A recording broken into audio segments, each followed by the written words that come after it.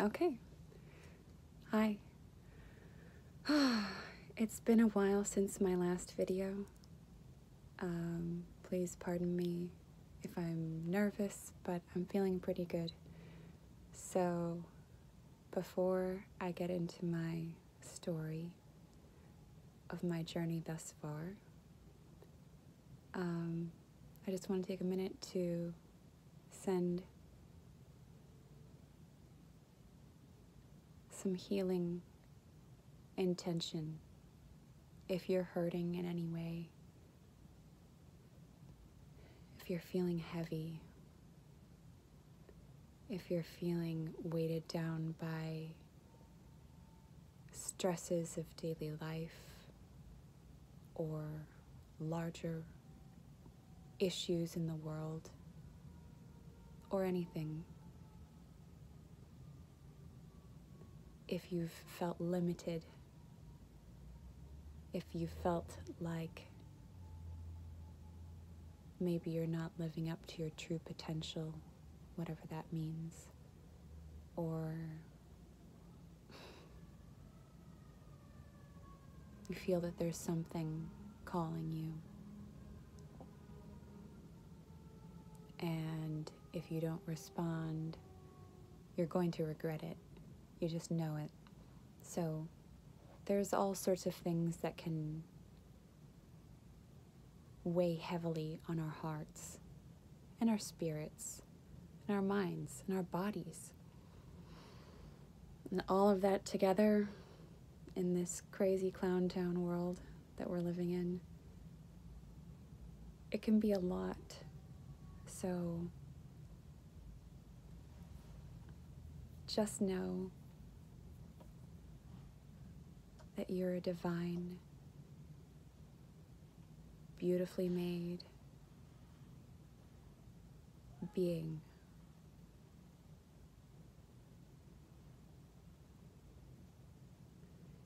And your intentions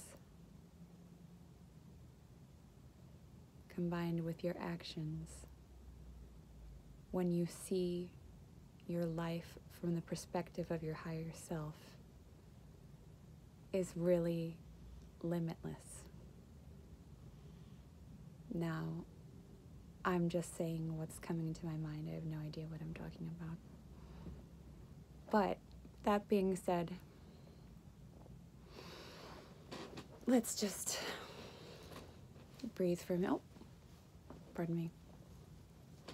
Let's just breathe for a minute.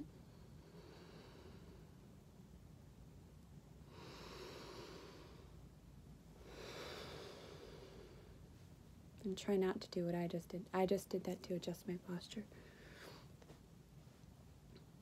But you really shouldn't be breathing by raising your shoulders. You should be breathing low from the diaphragm. In through the nose.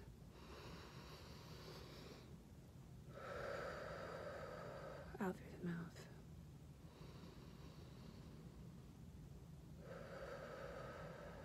And as you breathe, try to envision your spine lifting up as if someone were lovingly cradling your base of your skull in a strong hand, and lifting you upward to look at them like a mother. Looking up and just holding your head so that all of that can just stretch out. And you can do that on your own time. But anyways, so, yes, let's get to the point of it. Why am I here today? Because I feel like it today. It's not any special day. It's just a day, but I feel like doing it today. And I might not feel like doing it tomorrow or the day after, because that's what happened last time that I got deep into a fast. And, you know, I was like, oh, I'll do a video on day 20. Well, day 20 came around, and the last thing on earth that I wanted to do was sit down and record my thoughts and feelings, because it was all pouring out of me like a sieve, just all this raw healing, this raw emotion. I did not want to get in front of a camera, but for whatever reason, I'm here on my second long fast. The first I did was a few months ago for 25 days, but in all honesty, I started licking things around day 22, and that's what tempted me enough to get me to end it before I intended to, which was 40 days was my plan. This time around, I'm on day 18 of my fast, and I've been very strict with it. I've had only tea and water and pickle juice on a couple of occasions. Oh, my little boy is stirring. But, yeah, so how long am I going to go this time? I don't know. I'm feeling really good right now. If I did 40 days this time, which I think I can do now because at this point I'm experienced, I've gotten past the psychological hurdle of, the concept of just not eating. And it took some getting used to, and it's like a process. But I've been through, 24-hour, 3-day, 6-day, all the way up to 25 days or 22 days maybe. And now 18, so it's like, this seems familiar to my body now. It's like, this again. I was trying to describe it yesterday. It was like, when you're eating heavy foods regularly, as most of us do, if we don't eat 3 meals a day, we at least eat 1 substantial meal per day, usually, most of us. And, oh gosh, I hope I didn't have my sound muffled this whole time. Here, let's try sitting this on a bottle cap. That'll do it. Sorry. I'm fiddling with stuff. There we go. Anyways, so, what was I saying? Oh yeah. So at this point, I remember that feeling that I really didn't like after I had my first extended fast, and I started getting into eating normally eventually again. Not as heavily as I had before, and I still, I maintained that pretty well because my view of food changed a lot. So, pardon me, I'm gonna have a little swig.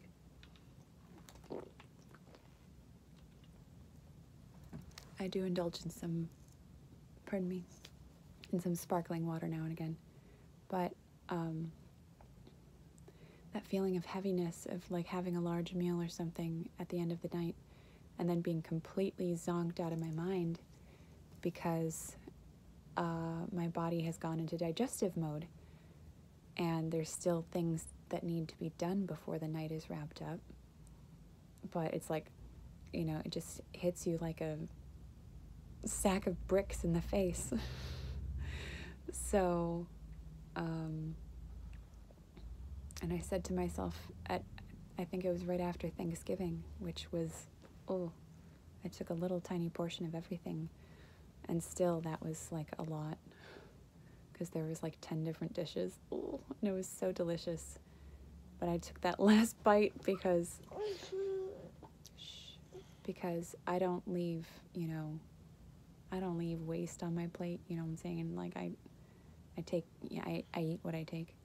I took that last bite and I was like, oh, what have I done? Like I knew that I was in for some hurting, because that was like, I don't feast anymore. I don't eat a lot. I eat probably something that would fit in the palm of my hand. So I made myself sick from Thanksgiving, and I was laying there in bed miserable with the worst bellyache of my life. And I was just like, that's it.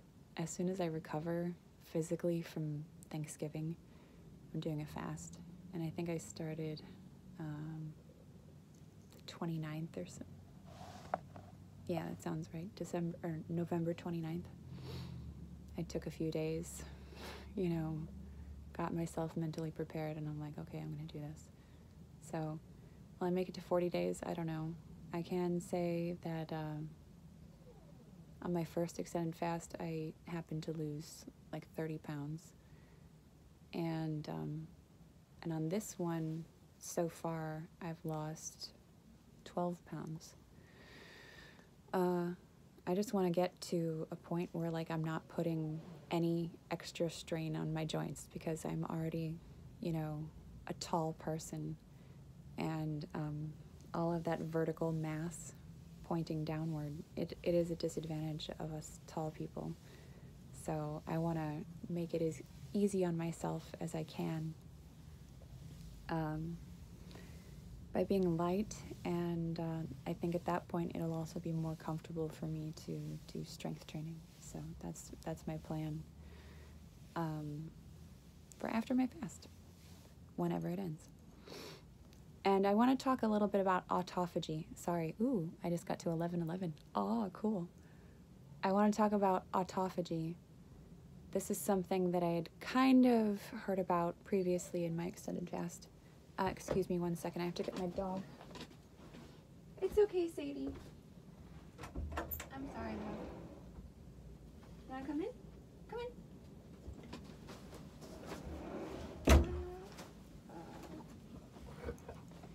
Anywho, so as I was saying, autophagy, Latin for auto, self, and phagi, eat, so self-eating, self-cannibalism, essentially, which is what happens starting about 72 hours into an extended fast.